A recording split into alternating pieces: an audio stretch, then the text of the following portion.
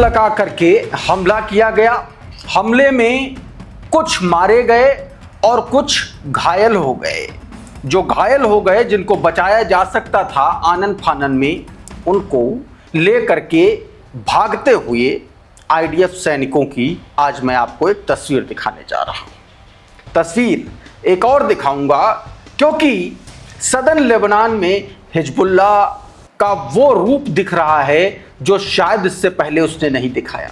मैं लगातार हिजबुल्लाह पर खबरें कर रहा हूं और उसके पीछे एक बड़ी वजह यह है कि हिजबुल्लाह ने जिस तरीके से इजराइल को इंगेज कर रखा है, उसने ईरान का काफ़ी काम उधर आसान कर दिया है। क्योंकि आपने देखा होगा बीते एक हफ्ते में ईरान के टारगेट मिडिल ईस्ट में अमेरिकी ठिकानों पर ज़्यादा बढ़े हैं बजाय इसके कि इजराइल के इलाकों में। हालांकि इजराइल में भी ज़बरदस्त नुकसान पहुंचा, लगातार हमले कर रहे हैं, लेकिन हिजबुल्लाह के अटैक के बाद, इंगेजमेंट के बाद लगातार इजराइल को डबल परेशानियों से गुजरना पड़ रहा है। इस खबर को मैं विस्तार से बताऊंगा कि किस तरीके से ईरान ने अमेरिका के एक ही दिन में दो बड़े एक तरीके से आप कहिए, एक फाइटर जेट गिराया, एक हेलीकॉप्टर गिराया, और उधर हिजबुल्लाह भी लगातार निशाना बना रहा है और एक पायलट को भी कैप्चर करने की, पायलट और क्रू को भी कैप्चर करने की खबरें निकल के सामने आ रही हैं। वो भी मैं आपको जानकारी दूंगा, उन खबरों के बारे में बताऊंगा। जो डिप्लोमेटिक स्टैंड है ईरान का, जिसने बड़ा करारा तमाचा इजराइल और अमेरिका और तमाम सारे उन अरब मुल्कों को जड़ा है जो स्टेट ऑफ हॉर्मुज खुलवाने को लेकर के यूएनएससी पहुंच गए थे, यूनाइटेड नेशन सिक्योरिटी काउंसिल में पहुंच गए थे। बहुत सारी खबरें हैं। सबसे पहले जरा इस वीडियो को देख लीजिए बिना समय गंवाए। देखिए, सदर्न लेबनान की तस्वीरें हैं। कैजुअलिटीज, मारे गए जो लोग हैं, जो घायल लोग हैं, उनको किस तरीके से ले जाया जा रहा है। ये आईडीएफ के सैनिक हैं और ये हेलीकॉप्टर के भीतर की तस्वीरें हैं, आप साफ तौर पर देख सकते हैं। जबरदस्त तरीके से हिजबुल्लाह ने इनको मारा है और उसके बाद इस तरीके का वीडियो ये निकल के सामने आया। आप सोचिए कि कितना जबरदस्त वहां पर लड़ाई चल रही है, और लड़ाई है इसलिए भी ज्यादा जबरदस्त, तो इसलिए ज्यादा भी आईडीएफ सैनिक मारे। हालांकि देखिए, हिजबुल्लाह के लड़ाकों पर भी लगातार अटैक हो रहे हैं, लगातार हिजबुल्लाह के लोग भी मारे जा रहे हैं, लेकिन सबसे बड़ी बात यह है कि इतनी ताकत के साथ वो इजराइल जो 2 साल पहले ही कह चुका था कि हिजबुल्लाह खत्म हो चुका है, उस हिजबुल्लाह ने अपने जिंदा होने का सबूत कुछ इस तरीके से आईडीएफ सैनिकों को मार करके और उनको हताहत करके दिया है। और ये वीडियो उस बात का जीता जागता प्रमाण है, आप साफ तौर पर देख सकते हैं। सदर्न लेबनान की तस्वीरें हैं। द क्रडल ने ये वीडियो अपने ट्विटर हैंडल से जारी किया। और अब मैं आपको दिखाता हूं एक और तस्वीर जो हिजबुल्लाह के उसी एक तरीके से हमले की है जिसमें उसने मार्कवा टैंक को किस तरीके से उड़ाया है। देखिए जरा,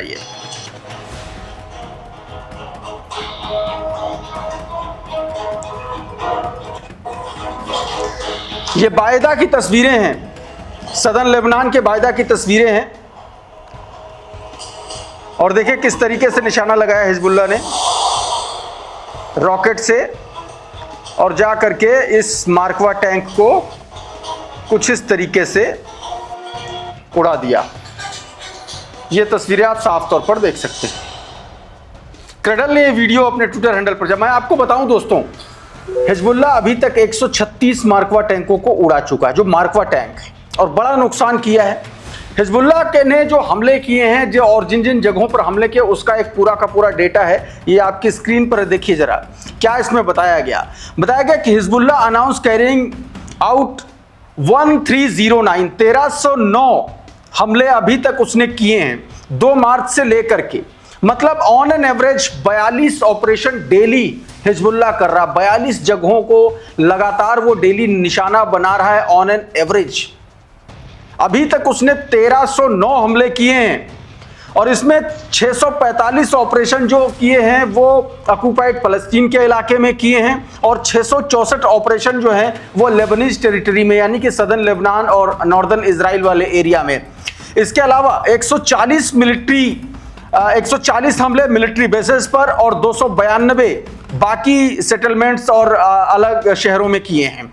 इसके अलावा 350 इजरायली कैजुअलिटीज एंड इंजरीज बताया है, soldiers and shuttlers and over 200 military vehicles and equipments, tank, armoured vehicles, bulldozers, quadcopters and drones damaged. ये बताया 350 कैजुअलिटी हुई हैं, इजरायली सैनिकों को या तो मार दिया है या तो उनको घायल किया है, और इसके अलावा 200 मिलिट्री व्हीकल्स को निशाना बनाया जा चुका, जिसमें 136 तो टैंक है और बाकी के अलावा, और हाँ 136 टैंक अलग हैं, 136 मार्कवा टैंक को उड़ाया और साथ में 3 attempt land incursions and 574 Israeli advance into the Lebanese territory prevented. ये सीधे तौर पर उसने जो 1 महीने में ये हमले किए हैं उसकी जानकारी बताई गई है। और अब जरा ये वीडियो देखिए, ये ईरान के द्वारा इजराइल और अमेरिका के अलग अलग ठिकानों पर किए गए हमलों की तस्वीर। उसने ईरान ने अपनी हमलों की 92वीं 92nd वेव उसने लॉन्च की, और कहां कहां हमला किया ये ट्वीट देखिए आपकी स्क्रीन पर।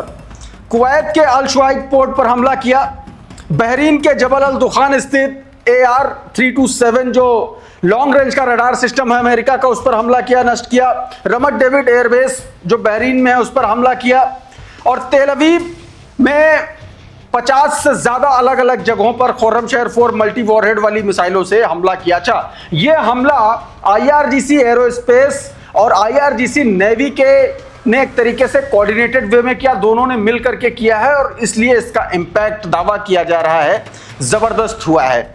और अब एक तस्वीर जो लगातार चर्चा में है, कल से चर्चा में है, और ये तस्वीर है दोस्तों, ये देखिए जरा वीडियो। मैंने आपको पिछले वीडियो में एक जानकारी दी थी जिसमें मैंने आपको बताया था कि अमेरिका का F-15E फाइटर जेट जो है वो ईरान ने मार गिराया है, और जब वो मार गिराया तो उसके बाद खबर आई कि उसके पायलट और क्रू मेंबर्स जो हैं वो जिंदा बच गए हैं और उनको ईरान ने पकड़ लिया है। अब उन्हीं को खोजने के लिए अमेरिका ने देखिए ये अपना विमान भेजा। ये देखिए किस तरीके से ईरान के आसमान में चक्कर काट रहा है, ये उसी की तस्वीरें हैं, देखिए जरा। अब ये उसी की तस्वीरें बताई जा रही हैं, और बताया गया कि ये एक पायलट और क्रू मेंबर जो है उन्होंने अपने आप को इजेक्ट कर लिया था जैसे ही हिट किया था।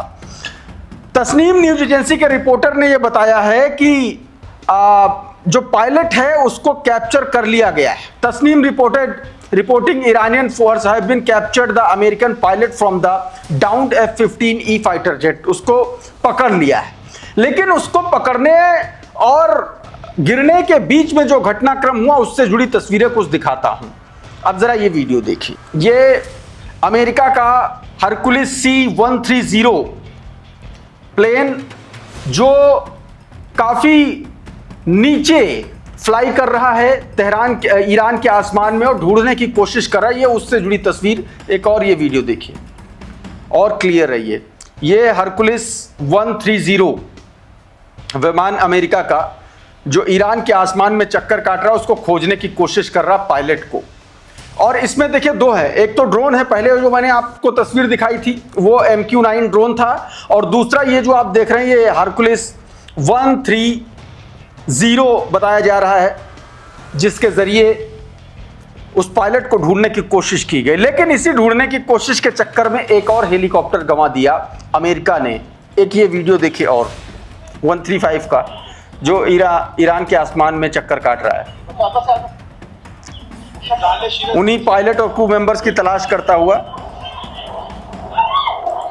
और इस बीच हेलीकॉप्टर्स भी लगातार तलाश कर रहे थे, और इस बीच जो है हरकुलिस 130 जो एरियल रिफ्यूलिंग टैंकर्स हैं, जिस वक्त ये तलाश कर रहे थे और जब ये एरियल रिफ्यूलिंग कर रहे थे, ठीक उसी वक्त दोस्तों बसीज फोर्सेस ने उन पर अपनी राइफलों से हमला किया ज़मीन से आसमान की तरफ, और ये उससे जुड़ी तस्वीरें हैं जो आप साफ तौर पर देख सकते हैं।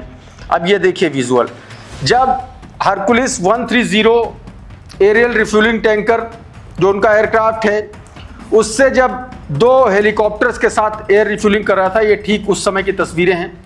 और इसी दौरान बताया जा रहा है कि एक हेलीकॉप्टर को मार गिराया ईरानी बसीज फोर्सेस ने, और ये उसकी तस्वीर है किस तरीके से देखिए हिट हुआ।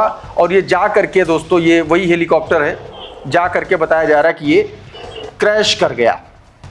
और ये वो तस्वीर जब एरियल रिफ्यूलिंग चल रही थी, ये फ़ोटो देखिए ये और ज़्यादा क्लियर है किस तरीके से हवा में ही जो है एरियल रिफ्यूलिंग की जा रही है ऑयल की। ये तस्वीरें आप साफ तौर पर देख सकते हैं। अब देखिए द क्रडल ने ये दावा किया, unconfirm report says that the UH-60 helicopter saying US special forces was shut down during the search and rescue mission for F-15 pilot. ये दावा किया गया कि उसके एक तरीके से आप कह लीजिए कि जो हेलीकॉप्टर है उसको डाउन कर दिया गया। अच्छा, इन घटनाओं पर अशोक कुमार पांडे ने एक पोस्ट लिखा जो डोनाल्ड ट्रंप पर एकदम सटीक बैठ रही है। देखिए जरा, बताया कि ईरान ने अमेरिका का एक F-15 ही गिरा दिया। $94 मिलियन के इस जहाज का पायलट फिलहाल लापता है। उधर पायलट को रेस्क्यू करने जो जहाज भेजा वो काफी नीचे चक्कर लगा रहा था ताकि पायलट को देख सके, तो ईरानियों ने उस पर राइफलों और कलाशनिकोवों से राइफल जो है उनकी उससे गोलियां दाग रहे हैं। बूट ऑन द ग्राउंड के लिए मना करने वाले पहले गल्फ वॉर के वेटरन जनरल रेंडी जॉर्ज को सेना के मिड लेवल ऑफिसर और फॉक्स न्यूज के फेल्ड एंकर रहे पीट हेगेसेथ ने ट्रंप का आदेश पालन करने के लिए निकाल दिया। दर्जन भर और अनुभवी अधिकारियों को भी निकाल दिया। यह हाल देख करके शायद ट्रंप समझ गए होंगे कि ईरानी जमीन पर न सिर्फ सेना है बल्कि उनको ईरानियों से भी लड़ना होगा। तैयार तो चेचन भी हैं, ईरानी कबीले हैं जो अपनी बाबा आदम के जमाने की बंदूकों से ड्रोन गिरा दे रहे हैं। वैसे अब समझ में तब आएगा जब कोई ट्रंप को यह सच बताएगा, लेकिन तानाशाहों को सच बर्दाश्त नहीं होता है। हिटलर भी जंग में अफसर बदल रहा था और जबरदस्ती अपनी वाली करवा रहा था। नतीजा सब जानते हैं। ये बात दोस्तों सीधे तौर पर इस पोस्ट में कही गई है। एक और खबर जो अमेरिका के लिए चिंता बढ़ाने वाली है, और यह दावा जो किया गया CIA से जुड़े रहे एक अधिकारी के द्वारा किया गया। पूर्व विश्लेषक उन्होंने ये दावा किया और कहा कि अमेरिका के पास अब थार्ड और पैट्रियट जो मिसाइलें हैं उनका स्टॉक एक हफ्ते में खत्म हो जाएगा। स्पुतनिक ने देखिए क्या बताया जो लैरी जॉनसन है जो पूर्व CIA विश्लेषक है, उनके मुताबिक पैट्रियट और थार्ड मिसाइलें 7 दिनों में खत्म हो सकती है और उनकी भरपाई संभव नहीं है। उन्होंने कहा कि हर हमले को रोकने के लिए 2 से 3 इंटरसेप्टर मिसाइलों का इस्तेमाल किया जा रहा है, यानी कि $500,000 की ईरानी मिसाइल को गिराने में 12 से 26 मिलियन तक का खर्च हो रहा है, जो आर्थिक रूप से बेहद नुकसानदेह। और यह बात हमेशा से शुरुआत से जंग शुरू होने के पहले से ही लगातार कही जा रही है दोस्तों। इस बीच इमैनुअल मैक्रों ने एक बार फिर से डोनाल्ड ट्रंप पर जबरदस्त हमला बोला है और उन्होंने कहा है कि ईरान को लेकर के जो मिसकैलकुलेशन एक तरीके से किया डोनाल्ड ट्रंप ने, वो जो पहले करता रहा है अमेरिका, वो एक बार फिर से वही कर रहे हैं। चाहे वो इराक की बात कर लें, अफगानिस्तान की बात कर लें, लीबिया की बात कर लें, तमाम सारे ऐसे उन्होंने एग्जांपल दिए। मैक्रो ने क्या कहा, एक छोटा सा हिस्सा। I don't believe that we will fix the situation just by bombings or by military operations.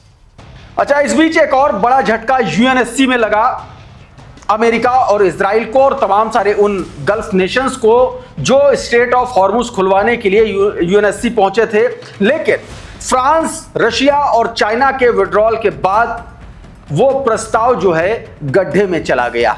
इसको लेकर के अमनदीप पुलानिया देखिए क्या लिख रहा है कि मिडिल ईस्ट में जारी जंग के बीच रूस, चीन और फ्रांस ने संयुक्त राष्ट्र सुरक्षा परिषद में अरब देशों के एक अहम प्रस्ताव को रोक दिया। न्यूयॉर्क टाइम्स की रिपोर्ट के अनुसार यह प्रस्ताव हॉर्मुज स्ट्रेट को खोलने के लिए सैन्य कार्रवाई की अनुमति देने की मांग करती थी। इन देशों के वीटो की वजह से बहरीन और अन्य खाड़ी देशों द्वारा समर्थित इस प्रस्ताव को ठंडे बस्ते में डाल दिया गया है दोस्तों। तो साथियों, अभी के इस वीडियो में बहरहाल इतना ही। बहुत बहुत शुक्रिया, बहुत बहुत धन्यवाद। आप जुड़े रहिए आपके अपने channel the conflict lens TCL के साथ। नमस्कार।